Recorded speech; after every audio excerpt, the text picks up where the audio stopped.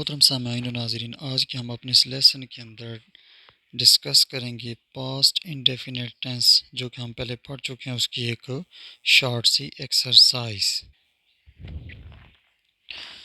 तो helping verb हम जो गुज़िश्ता लेसन के अंदर डिस्कस कर चुके हैं कि इसके हेल्पिंग वर्ब जो थे वो थे वाज और वर, जो कि पास्ट कंटिन्यूस के अंदर यूज़ किए जाते थे। तो अब गुज़िश्ता एक्सरसाइज की तरह इसकी भी जो है एक तरफ मैंने एक्टिव वॉइस लिखे हैं और दूसरी जानिब पैसिव वॉइस लिखे हैं। तो पहले यानी स्लॉट के अंदर एक्टिव वॉइस और फिर उसी को जो है तो पैसिव वॉइस के अंदर चेंज किया गया है। तो चलते हैं सेंटेंसेस को देखते हैं। फर्स्ट सेंटेंस वही जो पुराने सेंटेंसेस पीछे के लिए एक्सरसाइज के अंदर हैं वही मैंने लिए हैं। तो मकसद ये है कि एक टेंस को रिवाइज करना ताकि थोड़ी बहुत प्रैक्टिस हो जाए। तो फर्स्ट सेंटेंस मैंने लिखा है अहमद रोट अ लेटर। अब ये पास्ट इंडेफिनिट एक्टिव वॉइस है, तो इसी को जब हमने पास्ट इंडेफिनिट यानी सिंपल पास्ट पैसिव वॉइस के अंदर चेंज किया तो ये बन गया a letter was written by Ahmad.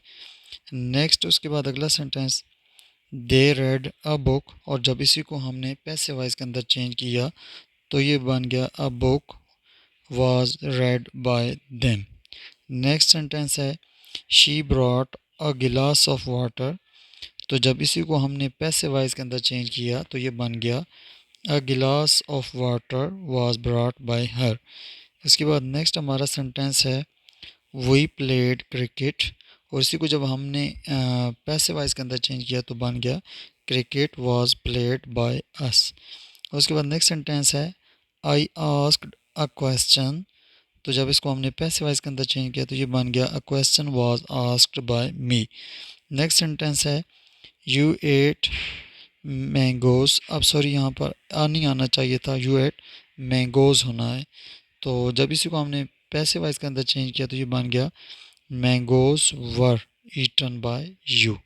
तो ये थी हमारी एक शॉर्ट सी एक्सरसाइज। उम्मीद है कि आपको समझ आई होगी। तो नेक्स्ट वीडियो में हम करेंगे पास्ट कंटिन्यूस का पैसिव वॉइस। तब तक के लिए इजाज़त, अल्लाह हाफिज़। Hey there. Subscribe to my channel. And also